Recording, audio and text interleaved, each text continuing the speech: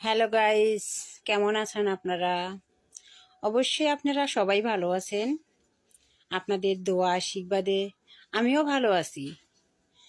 তো একটা কথা বলার জন্য চলে আসলাম।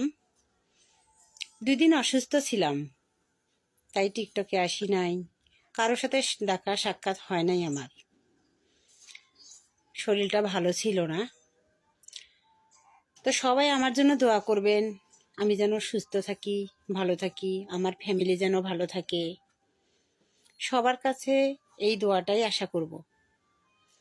তো আরেকটা কথা, আমি টিকটক করি, টিকটকে আসছি। আসলে এত কিছু জানতাম না, বুঝতাম না। এখন নতুন করে আসলাম, দেখলাম, বুঝলাম। তাই মনের আনন্দে এই কাজটা করতেছি, টিকটক করতেছি।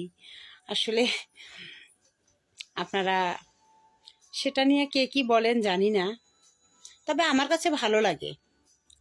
টিকটক করার পরে আমার ভালো লাগে। নিজের দুঃখ, সুখ সব কিছু প্রকাশ করতে পারি, এই জন্য খুবই ভালো লাগে আমার।